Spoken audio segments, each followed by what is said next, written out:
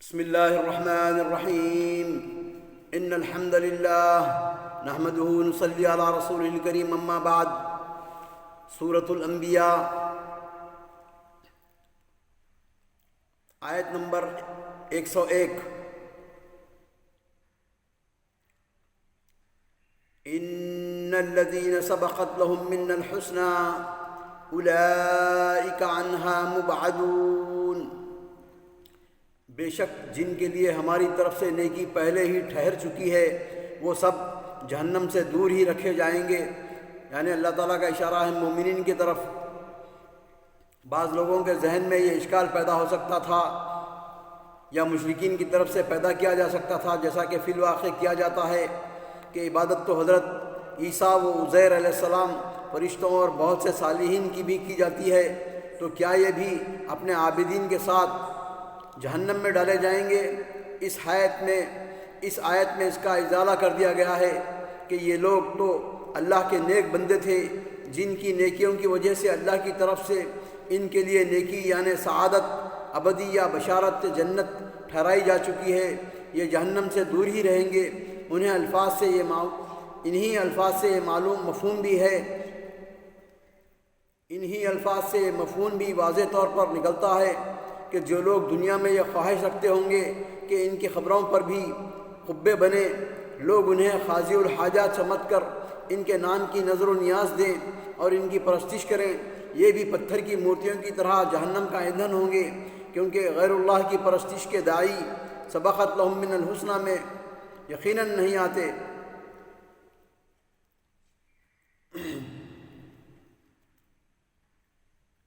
لا يسمعون حسیسها وهم فيما اشتهت انفسهم خالدون. وہ تو دوزخ کی آہٹ تک نہیں سنیں گے اور اپنی من بھاتی چیزوں میں ہمیشہ رہنے والے ہوں گے. یعنی جنت میں جنات النعیم فردوس الاعلیٰ جس میں نہریں بہہ رہی ہوں گی دودھ اور شہد کی، اس میں رہیں گے. اللہ تعالیٰ مومنین کے لیے دلاسا دے رہا ہے کہ ان کو جہنم کی جو ہے نا آہٹ تک نہیں ملے گی، ان کو جو ہے جہنم کی دیکھ بھی نہیں سکیں گے وہ. یعنی اس کی شدید اتنی گرمی رہے گی جہنم کی کہ بہت دور سے ہی آدمی کو اس کی تپش جو ہے نا محسوس ہوگی. تو مومنین اور صالحین بندے جو ہے ہمیشہ جو ہے جنت میں رہیں گے اور دوزخ کی آہٹ تک نہ پائیں گے. لا يحزنهم الفزع الأكبر وتتلقاهم الملائكة هذا يومكم الذي كنتم توعدون. جس دن ہم آسمان کو یوں لپیٹ لیں گے وہ بڑی گھبراہٹ بھی نہیں انہیں غمگین نہ کر سکے گی، اور فرشتے انہیں ہاتھوں ہاتھ لیں گے کہ یہی تمہارا وہ دن ہے جس کا تم وعدہ دیے جاتے رہے ہو.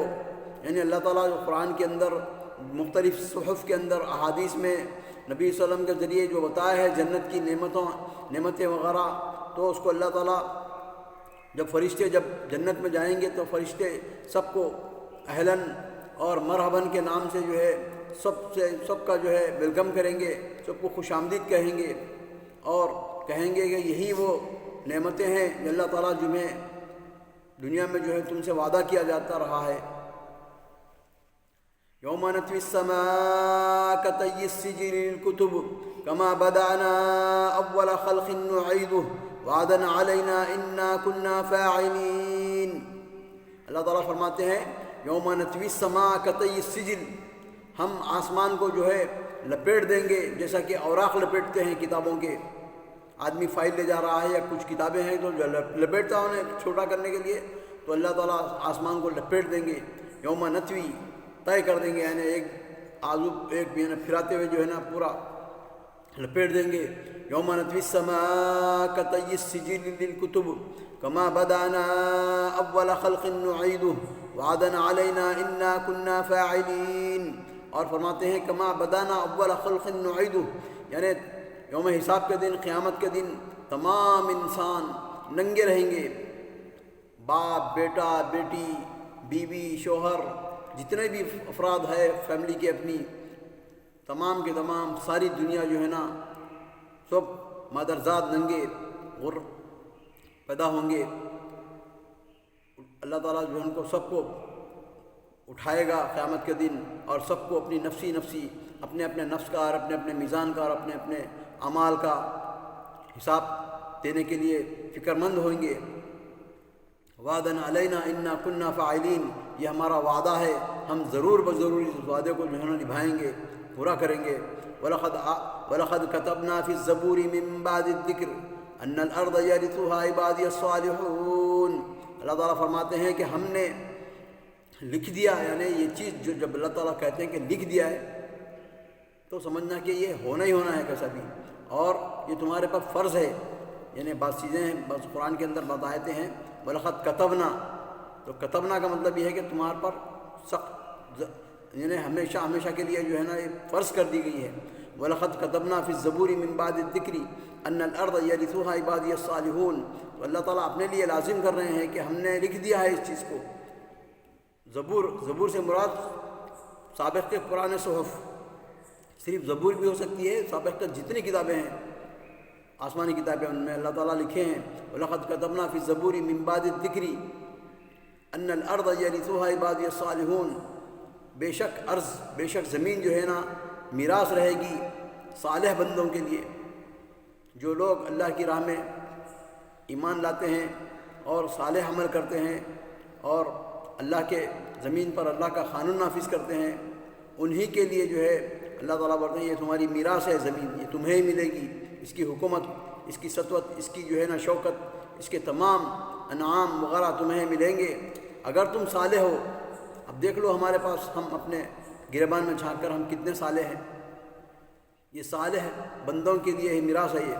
وَلَقَدْ كَتَبْنَا فِي الزَّبُورِ مِن بَعْدِ الذِّكْرِ أَنَّ الْأَرْضَ يَرِثُهَا عِبَادِيَ الصَّالِحُونَ۔ یقیناً ہم زبور میں پند و نصیحت کے بعد یہ لکھ چکے ہیں کہ زمین کے وارث میرے صالح بندے ہوں گے۔ زبور سے مراد یا تو زبور ہی ہے، اور ذکر سے مراد پند و نصیحت جیسا کہ ترجمے میں درج ہے، یا پھر زبور سے مراد گزشتہ آسمانی کتابیں اور ذکر سے مراد لوح محفوظ ہے۔ یعنی پہلے تو لوح محفوظ میں یہ بات درج ہے کہ اس کے بعد آسمانی کتابوں میں بھی یہ بات لکھی جاتی رہی ہے کہ زمین کے وارث نیک بندے ہوں گے۔ زمین سے مراد بعض مفسرین نے جنت ہے، اور بعض کے نزدیک ارض کفار، یعنی اللہ کے بندے، اللہ کے نیک بندے زمین میں اقتدار کے مالک ہوں گے۔ اور ان میں کوئی شبہ نہیں کہ مسلمان جب تک اللہ کے نیک بندے رہے اور دنیا میں با اقتدار اور سرخرو رہے، اور آئندہ بھی جب کبھی وہ اپنی اس صفت کے حامل ہوں گے، اس وعدہ الہی کے مطابق زمین کا اقتدار انہی کے پاس ہوگا۔ آج ہم پریشان ہیں، آج ہم بولتے ہیں کہ ہماری سلطنت، ہماری سطوت، ہماری جو ہے نا کر و فر کدھر گیا مسلمانوں کا؟ تو پہلے تم یہ دیکھو کہ تمہارا عمل کدھر گیا۔ علامہ اقبال کہتے ہیں کہ تھے تو وہ تمہارے آبا و اجداد ہی، لیکن تم کیا ہو؟ ہاتھ پر ہاتھ دھرے فکر فردا ہو۔ جب مؤذن پکارتا ہے حی علی الصلاۃ حی علی الفلاح، کوئی آنے والا نہیں ہے۔ اللہ کی راہ میں، اللہ کے مساجد کے اندر اپنے سر کو، اپنے جسم کو جو ہے نا تسلیم کرنے والے، جھکانے والے نہیں ہیں اگر، تو اللہ تعالیٰ ان کو کہاں دے گا ان کو میراث زمین کی؟ اگر تم میرے صالح بندے ہیں تو میں تم کو اپنی سرزمین، اپنی تمام زمین جو ہے نا کفار پر دبدبہ، سطوت اور شونا شوکت دوں گا۔ تو مسلمانوں کے لیے سے گزارش یہ ہے کہ وہ رجوع اللہ کریں، اللہ کی حضور میں جو ہے نا واپس پلٹیں، معافی مانگیں، ایمان کی تجدید کریں اور اعمال صالحہ کریں۔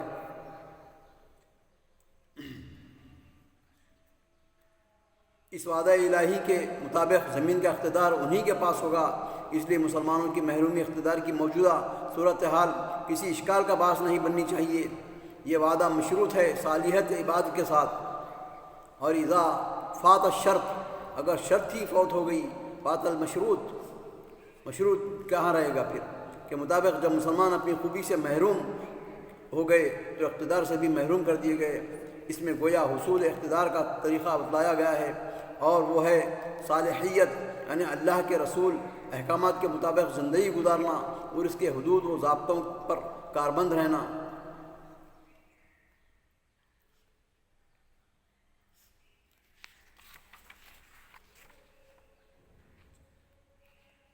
ان فی ھذا لبلاغا لقوم عابدین۔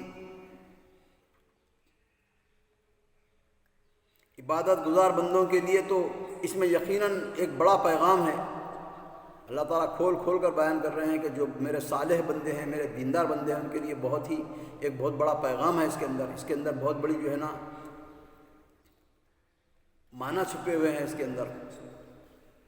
عبادت گزار بندوں کے لیے تو اس میں یقیناً ایک بہت بڑا پیغام ہے۔ فی ہادہ سے مراد واضح و تنبیہ ہے، اس صورت میں مختلف انداز سے بیان کی گئی ہے۔ بلاغ سے مراد کفایت و منفعت، یعنی وہ کافی اور مفید ہے، یا اس سے مراد قرآن مجید ہے جس میں مسلمانوں کے لیے منفعت اور کفایت ہے۔ عابدین سے مراد خشوع و خضوع سے اللہ کی عبادت کرنے والے اور شیطان اور خواہشات نفس پر اللہ کی اطاعت کو ترجیح دینے والے ہیں۔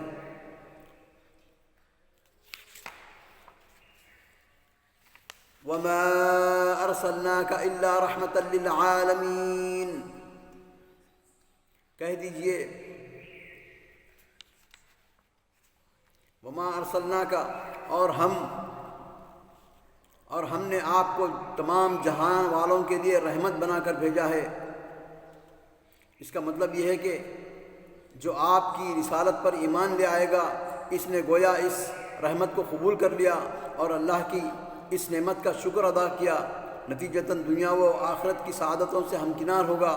اور چونکہ آپ کی رسالت پورے جہان کے لیے ہے، اس لیے آپ پورے جہان کے لیے رحمت بن کر، یعنی اپنی تعلیمات کے ذریعے سے دین و دنیا کی سعادتوں سے ہمکنار کرنے کے لیے آئے ہیں۔ بعض لوگوں نے اس اعتبار سے بھی نبی صلی اللہ علیہ وسلم کو جہان والوں کے لیے رحمت قرار دیا ہے کہ آپ کی وجہ سے یہ امت بالکل یہ تباہی و بربادی سے محفوظ کر دی گئی، جیسے پچھلی قومیں اور امتیں حرف غلط کی طرح مٹا دی جاتی رہیں۔ امت محمدیہ جو امت اجابت اور امت دعوت دونوں کے اعتبار سے پوری نوع انسانی پر مشتمل ہے، پر اس طرح کی کلی عذاب نہیں آئے گا۔ انی لم ابعث لعانا وانما بعثت رحمتا، صحیح مسلم۔ اس طرح غصے میں کسی مسلمان کو لعن طعن کرنے کو بھی قیامت والے دن رحمت کے باعث قرار دینے کی اللہ سے دعا کرنا بھی آپ کی رحمت کا حصہ ہے۔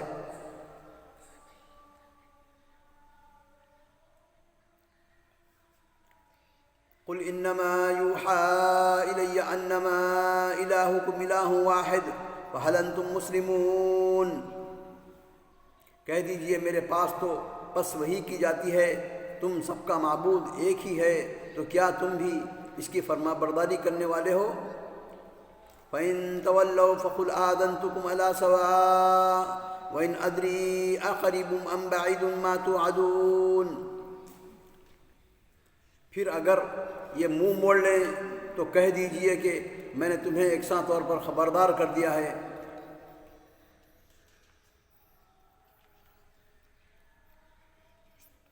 یعنی جس طرح میں جانتا ہوں کہ تم میری دعوت توحید و اسلام سے منہ موڑ کر میرے دشمن ہو، اسی طرح تمہیں بھی معلوم ہونا چاہیے کہ میں بھی تمہارا دشمن ہوں اور ہماری تمہاری آپس میں کھلی جنگ ہے۔ انه يعلم الجهر من القول ويعلم ما تكتمون، البتہ اللہ تو کھلی اور ظاہری بات کو بھی جانتا ہے اور جو تم چھپاتے ہو اسے بھی جانتا ہے۔ وَإِنْ أَدْرِي لَعَلَّهُ فِتْنَةٌ لَكُمْ وَمَتَاعٌ إِلَىٰ حِينٍ،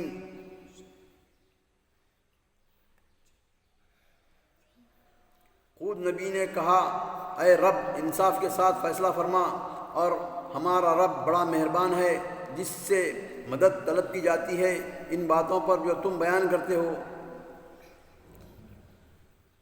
قال رب احکم بالحق وربنا الرحمن المستعان علی ما تصفون،